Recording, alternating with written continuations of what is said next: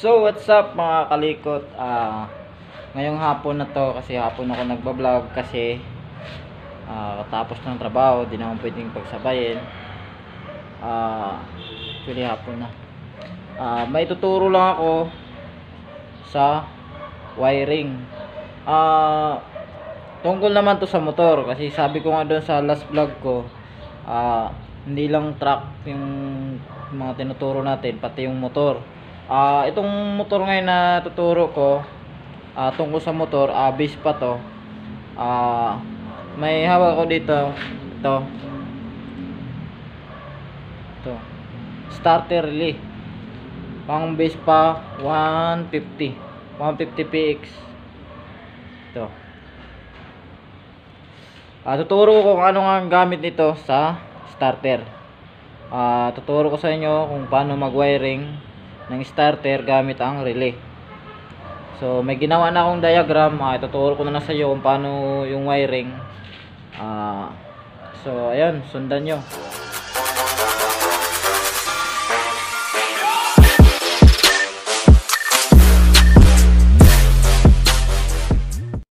So ito mga guys yung starter relay na ginawa natin ng diagram. Una ipapaliwanag ko muna kung ano nga ba ang gamit ng relay. Kahit anong relay yan, 12 volts na relay. Ang gamit ko ng relay ay siya yung nagiging switch, maliban pa dun sa switch na ikaw yung nag-ano ipindot. Ito siya, switch din siya, kaso tinatawag siya minsan na electrical switch o magnetic switch. Bakit nga ba kailangan ng relay? Ang relay kasi kayang-kaya niya kahit mataas na amperahe ng kahit mataas na voltage ng battery, kaya niya padaanin doon yung mataas na mga amperahe ng kuryente. So ito na nga, ginawa natin ng wiring diagram yung relay, yung starter relay. Paano nga ba siya gumagana? So, ito siya. Una dito tayo sa battery. Ito yung positive. Ito palang relay may mga may mga numbers. Sulatan lang natin. Ito na lang para makita. Ito 30. Ito sa taas 87. Ito 85,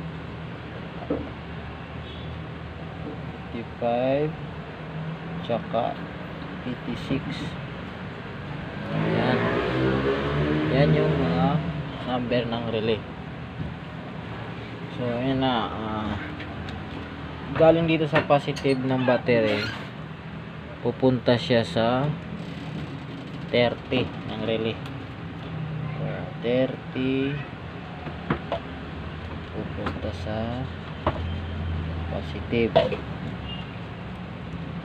Tapos itong 87, itong malaking terminal, itong dalawang nito, itong 87 diretso na to sa starter. Diretso na siya sa starter. Ayan.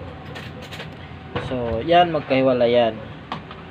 Dito ngayon papasok yung sinasabi na electrical switch o magnetic switch. Ito magkahiwala ito. Itong dalawang terminal na to ang magpapadikit sa kanya. Itong 86 positive din to, at saka itong 85 ground.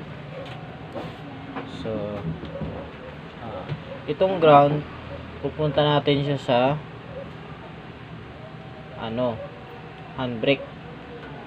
Papunta to ng handbrake kasi pag dun sa handbrake may switch yun doon na naka normally open yung switch doon. Papunta to doon.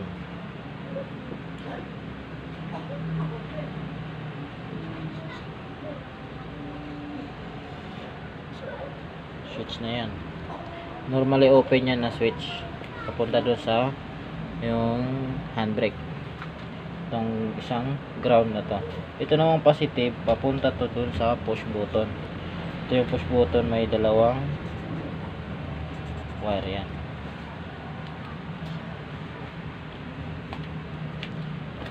Itong 86 papunta to ng push button.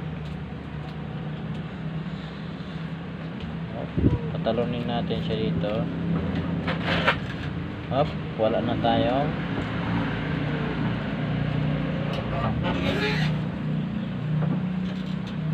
Yan. Itong 85 at saka 86, pag nagdikit yan, magkakaroon ngayon yan ng magnetic dito kasi may coil yan dyan. Pag didikitin itong 30 at saka 87 para gumana yung starter, kaya tinatawag to na switch o electrical switch.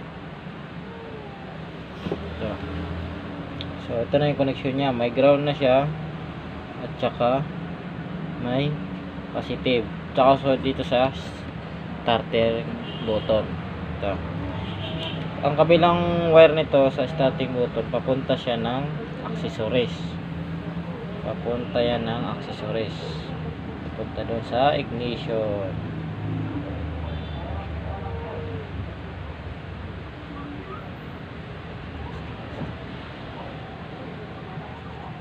Yan. Papunta yan ng accessories. Tapos, ang kabila naman ng starter, papunta yan sa body ground o kaya papunta ng battery rekta.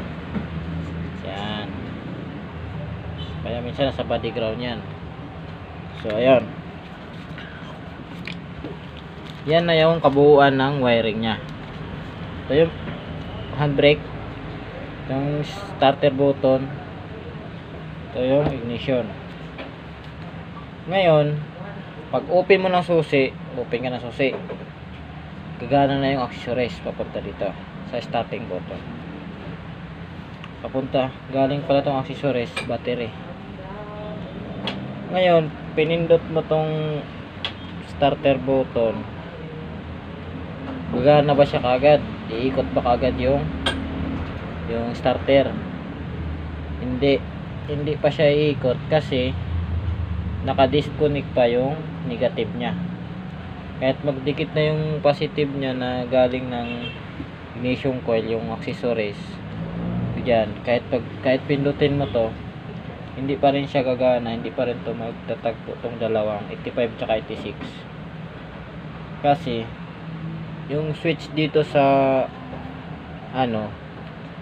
sa handbrake, hindi pa siya naka dikit sa body ground. Kasi ganito ang itsura niyan eh. Ganyan itsura niyan na ganito. Ganito itsura niyan doon ang sa loob ng switch. Ganyan yan.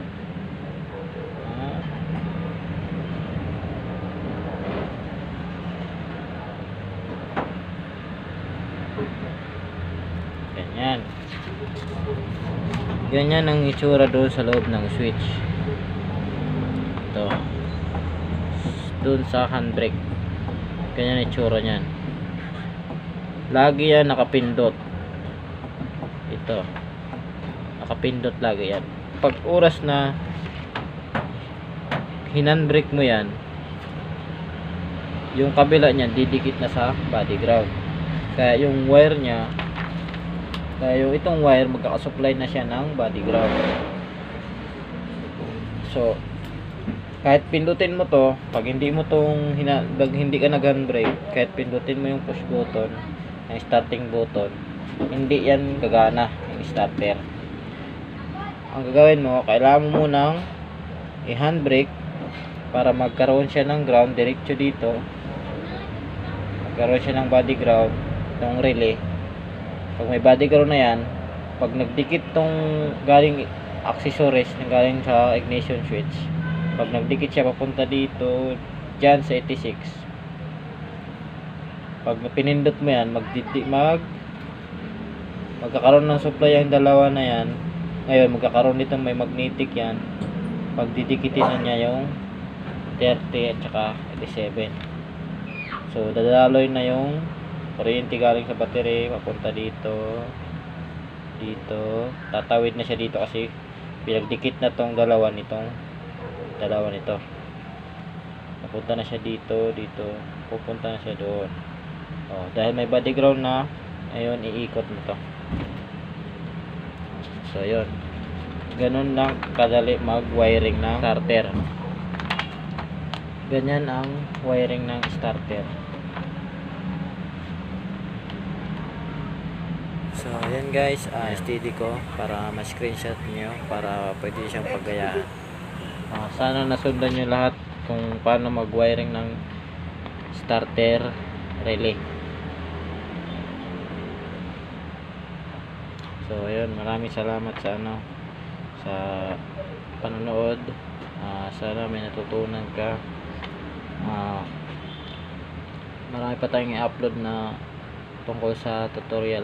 Ito pa lang mga in-upload ko sa base pa pala to, ang base pa, pero pwede rin to sa kahit anong motor.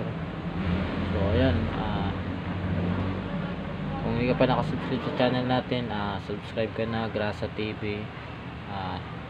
Click mo yung notification bell para updated ka lagi sa mga tutorial ko na tungkol sa motor at saka sa sasakyan. So ayan, maraming salamat.